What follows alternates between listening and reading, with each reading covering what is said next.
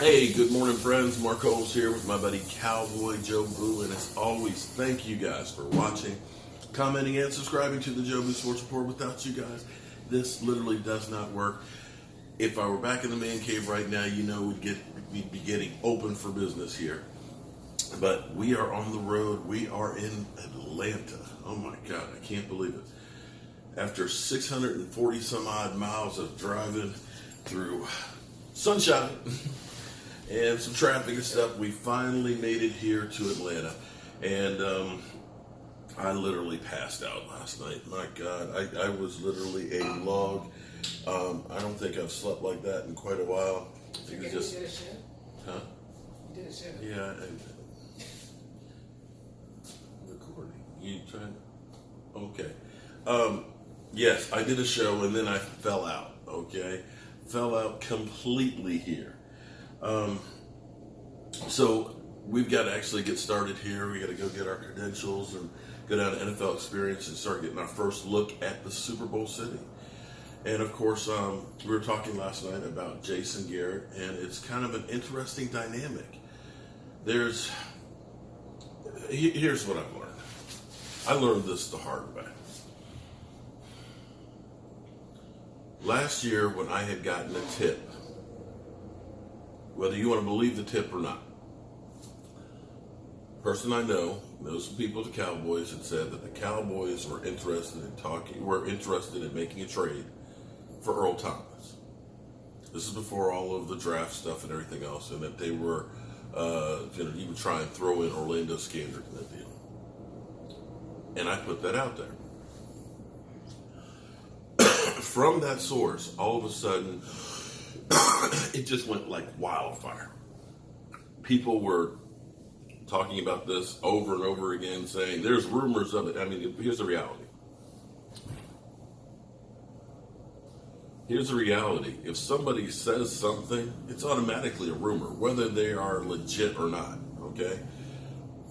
But people were retweeting this, people were talking about this, and it was going all over the place. And Mike Fisher basically said there's nothing to this, the Dallas Cowboys aren't doing anything, yada, yada, yada. But we know the love affair that's been going on with Earl Thomas. I think that this is kind of one of those situations, because you saw Doug Gottlieb talking about this. You heard former Jets go Mangini talking about this.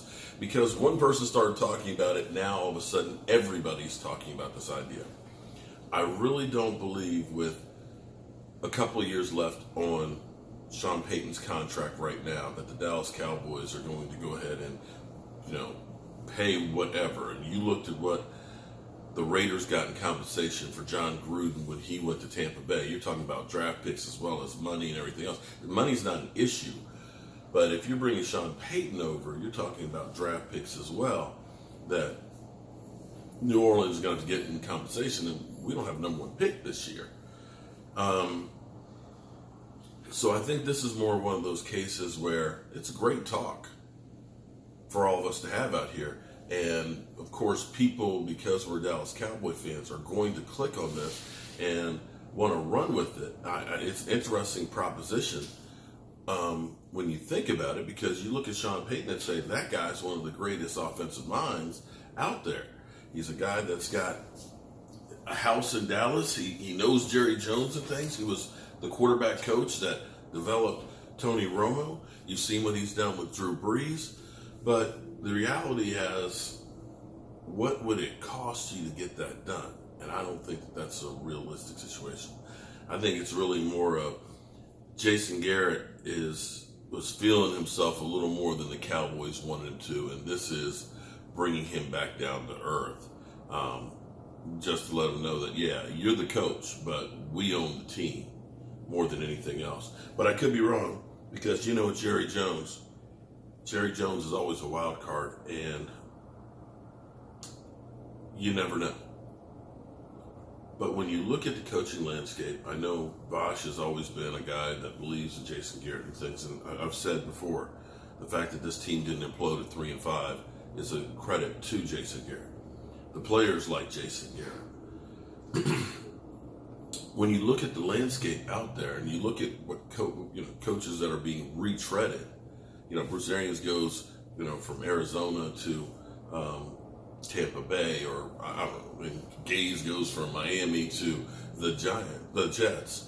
It's just kind of like they just keep doing the same thing over and over. So unless you know that you can find a guy that will be a major improvement, or this up-and-comer that you look at and say, wow, this is a guy who hasn't had his opportunity, but we believe that he is going to the next step, like a Sean McVay. And I don't know that the Rams for sure thought that Sean McVay was going to be what he became that quickly. Then you don't necessarily make that move.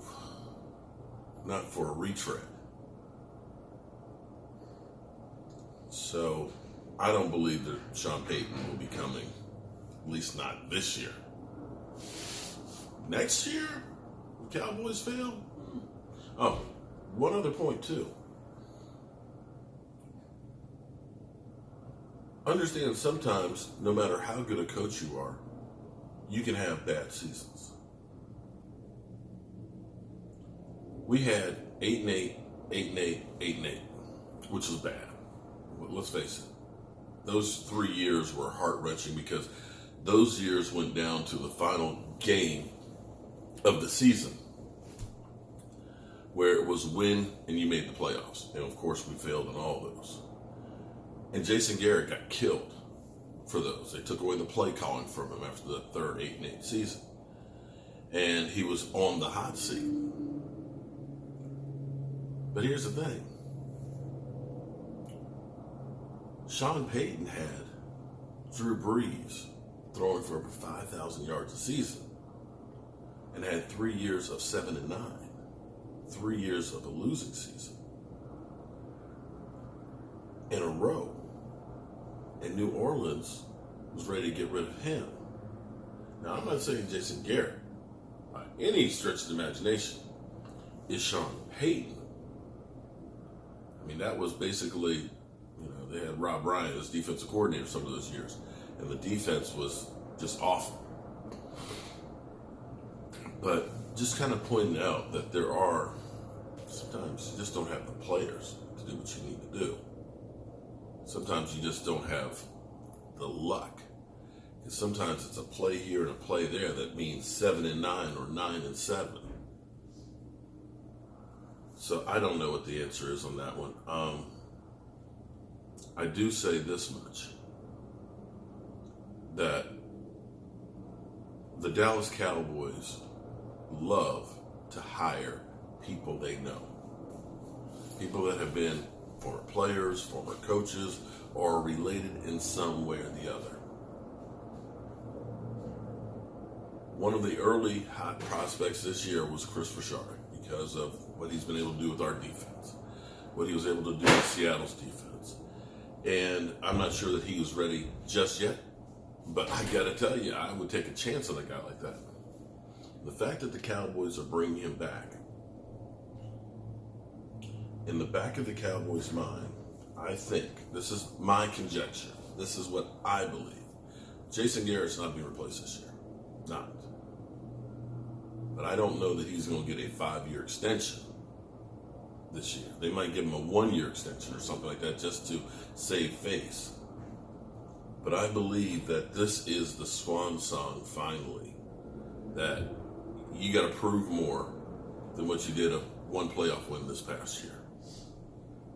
And learning from the Dez Bryant situation, the Cowboys want to make sure that they've got somebody else in the wings ready just in case. And I believe that's Chris Richard. Now, that'll still mean that you got to go out and get yourself a great offensive coordinator and an offensive staff because you want that guy taking care of the defense. But I think maybe some way or another, this is the grand scheme of things. Jason Garrett does great this year working with Kellen Moore as his offensive coordinator, calling plays and things. Then, hey, great, wonderful. Got the pieces. You got a quarterback, 2-time Pro Bowler. You got 2-time rushing champion. You got to have a great offensive line again next year. You got the pieces. Now let's see what you can do with it when it's really all on you. So we're here at Super Bowl City, guys. We'll get you your first look of NFL experience today. And hopefully we'll be bringing you best coverage out there. I'm Mark Holmes, and I'll see you guys soon.